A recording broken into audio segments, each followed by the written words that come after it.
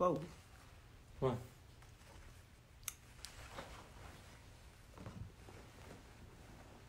Friday, Damony 56. You're the first one.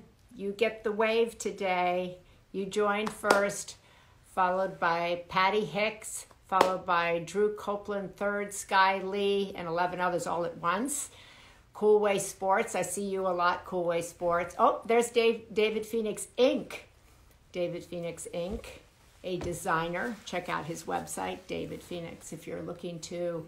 He just wrote for the Sunday paper how to dine as one, which I thought was really very smart. We should write one on how to dine as two. Yeah, well, a lot of people dine as two, but not a lot of people dine beautifully as one. No, That's a whole art unto its own. And David is quite the chef as well. He is.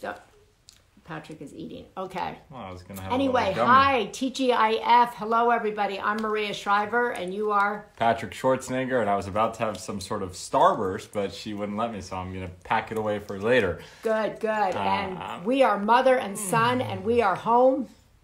Together. And now Yes. we are also finishing each other's... sentences. Come on. Yeah, that took a minute. Jeez. Okay, Louise. all right, wow. Someone get her some coffee. Yes, thank you very much. Thank you. I had my egg bites today, so I'm feeling strong. I'm feeling good. I feel like I'm ready to go. I'm grateful that it's Friday. I'm grateful to all the essential workers who have been out there keeping us safe, who have been working in supermarkets, who have been dropping off packages, dropping off mail, helping out people in their homes. We're all blessed and we're all grateful. And speaking of staying in your home, or speaking of being in your homes, all of you are doing an active service by staying at home. I know there's a lot of discussion now about lifting stay at home, modifying stay at home, but we're staying at home because we've been told that that's what's helpful. That's the service that we've been asked to perform, and we are doing it with love and gratitude for all those who are performing their acts of service. Two people in the asked, hospital. What are your egg bites? What's the recipe? You should put your recipe for the egg bites one day. Well, it's not my recipe. Well, Starbucks' you recipe. loved it from Starbucks, but we made them at home. Yeah, we ripped it off. You just do a little cupcake pan. You scramble some eggs together and put some cheese and vegetables, and in the oven for 45 minutes, and bang, you got some egg bites. Woo. Oh, I love that Annie Palm. She says, I cannot stay at home. I'm essential. Thank you, Annie Palm, for what you're doing that is essential. And actually in the Sunday paper this Sunday, I'm writing about what's essential moving forward and how those of us who might feel non-essential right now can be essential moving forward, and what we all have within us that's essential.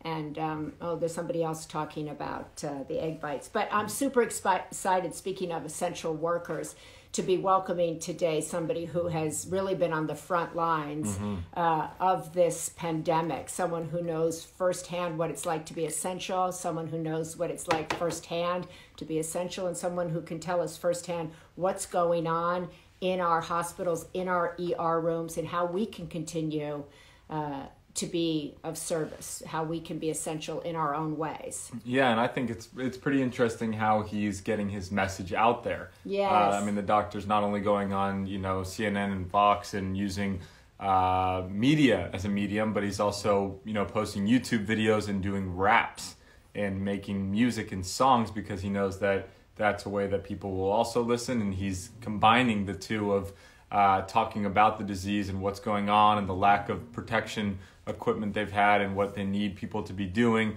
all through music. Oh, there he is. Oh, so you're so on Dr. there. Chris All right. Hahn is an emergency room doctor at Mount Sinai Hospital in New York.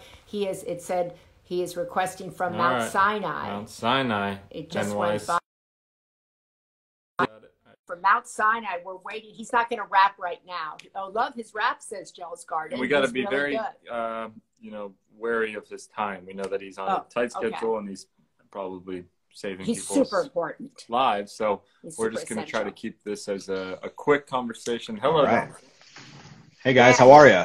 Good. How are you? Thank you so much for joining us today. And on behalf of all of us across the country, thank you for your service, your love of humanity, and the care you are putting into humanity on behalf of all of us who are staying at home and not doing what you're doing. Well, thanks for having me on. It's a real pleasure. Well, thank you. So tell us right now what you're seeing, doctor, in the emergency room, in the hospital right now. I know New York is a little bit different, but what you're seeing there and really around the country. Yeah, so I think that what we're seeing right now is, from the ER perspective, we are kind of on the downslope of the volume, which is great. You know, the number of cases that are coming in every day are fewer and fewer, which is good. But that said, the inpatient services in the ICUs are kind of bursting at the seams all over the place. The sense is that we spent the last few weeks basically trying to create space wherever we could. In the ER itself, opening up operating rooms, endoscopy suites, you know, waiting rooms all over the place. And we even have, you know, there's a ship in the Hudson, there's a hospital in the middle of Central Park. So those places are now getting to capacity. So if we were to get another surge, that would be a huge problem because we've kind of already kind of filled up that space. So from the front door perspective, we are seeing fewer sick people come in, which is good. But there's still a lot of work that's being done in the hospital. Absolutely. Yeah. So are you guys lobbying with the governor to keep kind of the economy at a somewhat of a close? Because are you guys worried that if this opens back up, you're going to kind of see a new rise in the curve, and all of a sudden you're kind of back to a worse situation than you were at square one? Yeah, I think that our governor and I think the leadership in general have been very good about listening to the public health experts. And I think they have their finger on the pulse about what's going on, what the numbers are, what the capacity is, you know, what is needed. And at this point, one of my fears is we just don't know how prevalent the disease is. You know, we've been testing people that get admitted. We have not been testing mild disease that we send home. And we don't really have a sense of what the asymptomatic rate is in New York City. You know, we haven't had a population-based study of just everyone in the city or in some county or something like that to really know how many people are walking around that are potentially infectious. And I think until we get to that point, we're nowhere ready to be able to handle the potential, you know, recurrence of a surge. So is it, in your opinion and your colleagues, you want us to stay home still? Because until you feel like you can get a handle on this, you've got all you can handle. Correct. Yeah, I don't see in the near future how we can change the social distancing. Because at this point, if you were to just kind of let things open up again, like I said, we are meeting, you know, that capacity that we've been creating. I don't know how much more space can actually be built. You know, we've been getting a lot of ventilators donated and created, and we've been getting all types of new materials coming in. But at some point, you're going to hit a peak that you simply can't manage. And I think if we were to risk a return to kind of spreading the virus all over the place, that would be a disaster. Now I do recognize the, you know, the public health risk of isolation in and of itself. We are also seeing people that are out of the job that are coming in, you know, suicidal, taking overdoses, or having complications of alcoholism. You know, all of those things are real issues that we're going to have to manage and address. And I take very, very seriously, but you have to prioritize the immediate life threat. So I think at this point, I don't see how it's feasible to change course.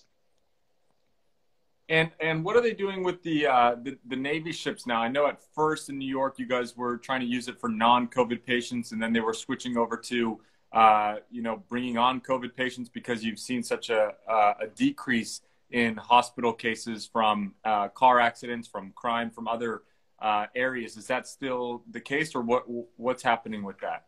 You know, the inpatient services have been coordinating. So we haven't been doing any transfers from the emergency room, getting beds at any of these other outside facilities. Like the Javits Center is another place where people have been going.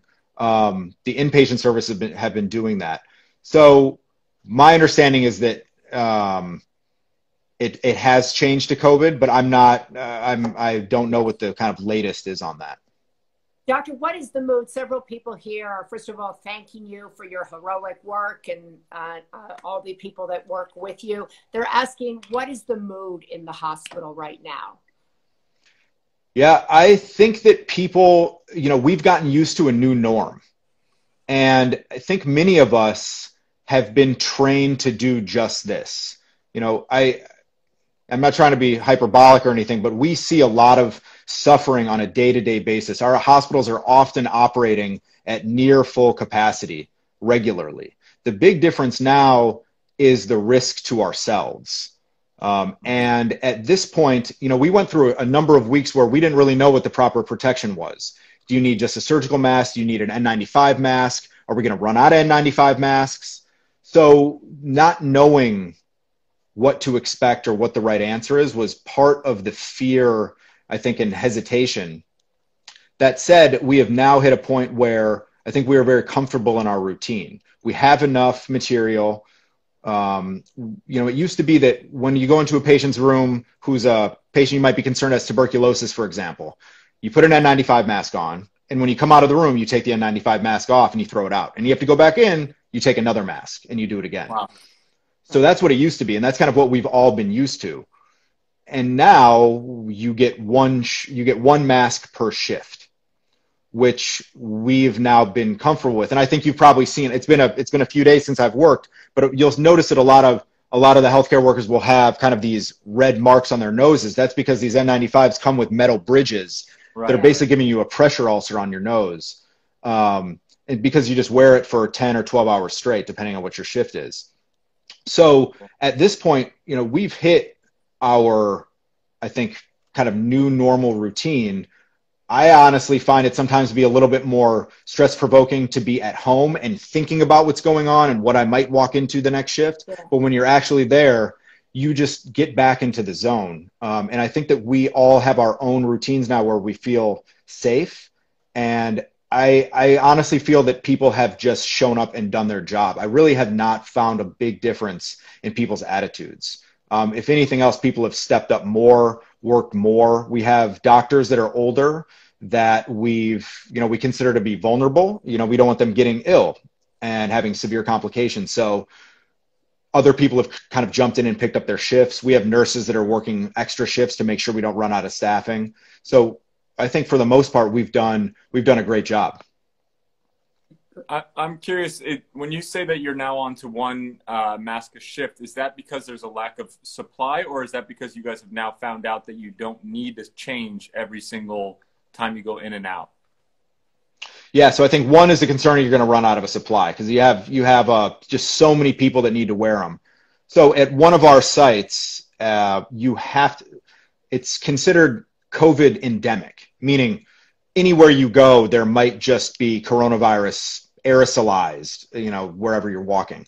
Thus, you need to be wearing an N95 if you come to the ER. So there are signs posted all over any entrance to the ER, you know, you must be wearing an N95 mask to enter. So every single person, you know, from the radiology techs, the nurses, the doctors, the environmental workers, everyone is wearing one. So you're talking about in a system like ours, we have, I think, like 7 hospitals. You're talking about many thousands of masks per day.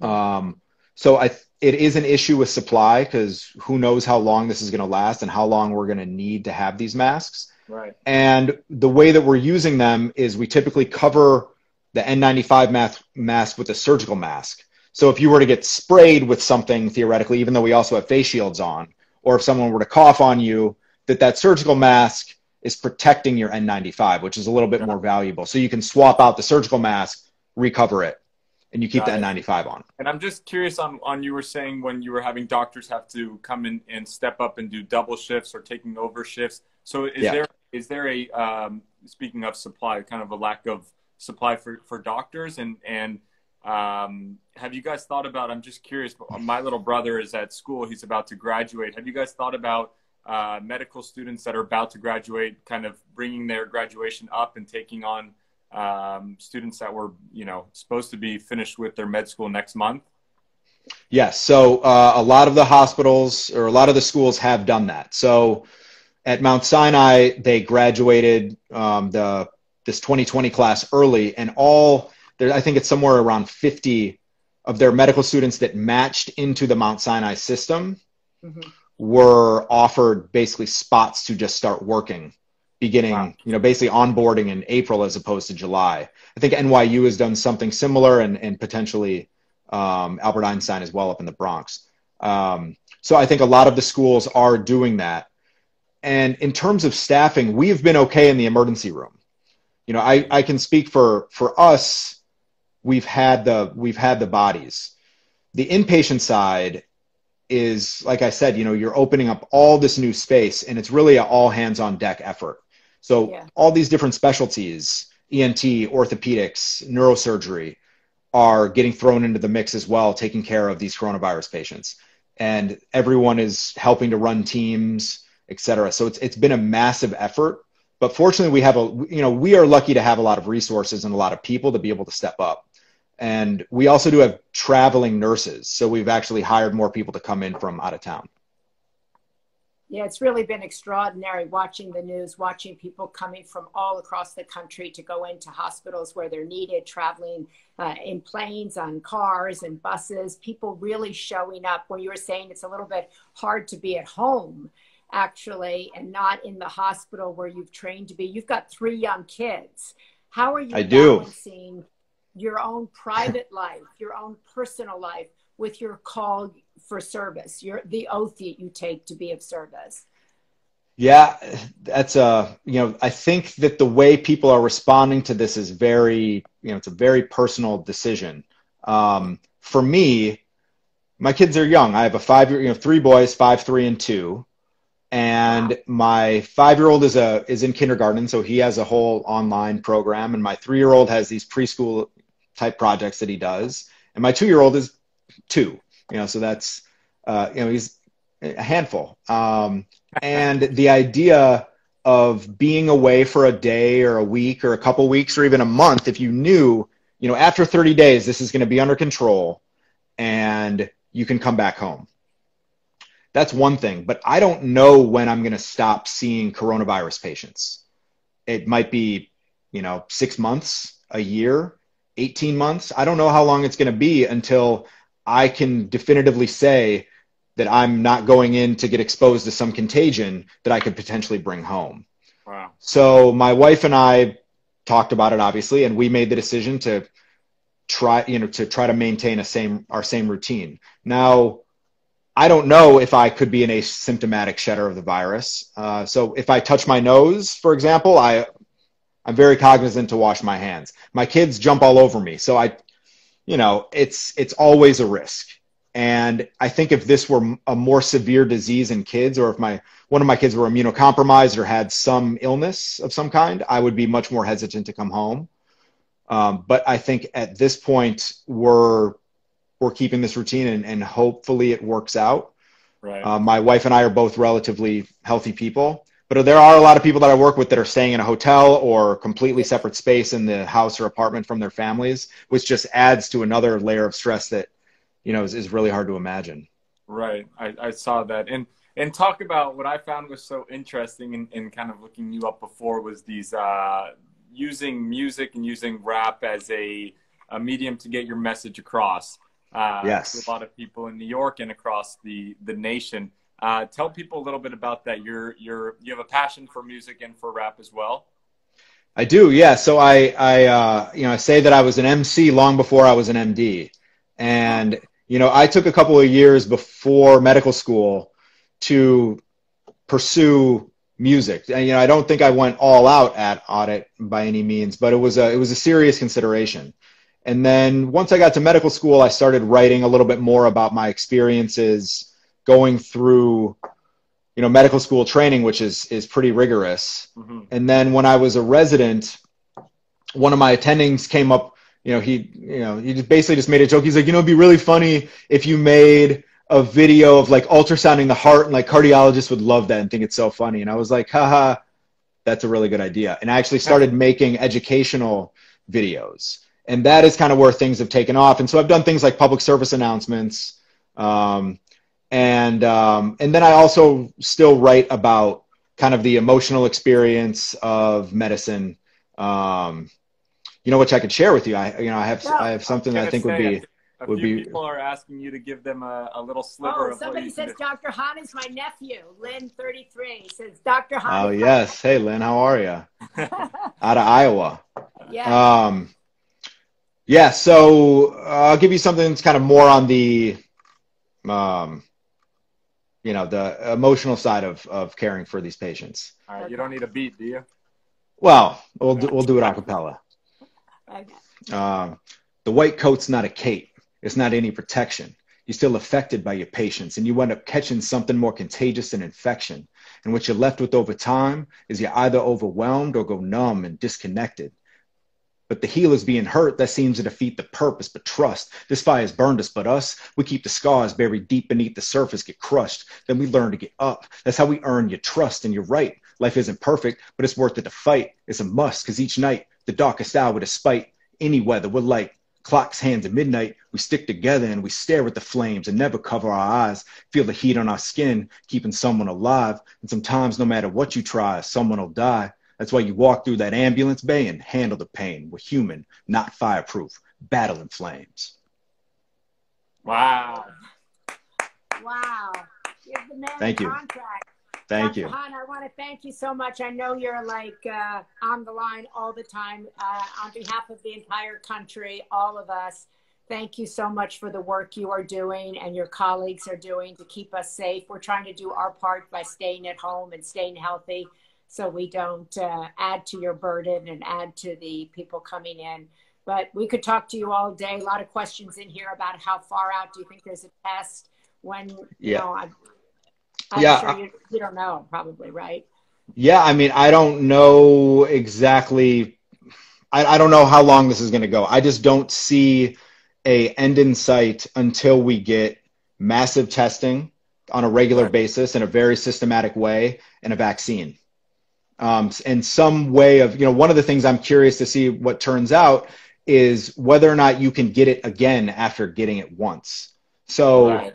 it seems that these alpha coronaviruses, the coronaviruses that circulate on a yearly basis that are just the common cold, the reason why you lose immunity to it is because by the time your like the next season rolls around, your immune response was not strong enough, so your immunity wanes, so you're again susceptible the next year. So it's different from the flu where it's genetic drift, so you just have different antigens that your body has to attack. Mm-hmm. So with this, I just don't know what developing antibodies is going to mean. How long are they going to last? So I think there's a lot of questions unanswered, and like a lot of experts have said, I just don't know, but I don't see it being anytime soon. Okay, Right. well, what we do know, Your birthday.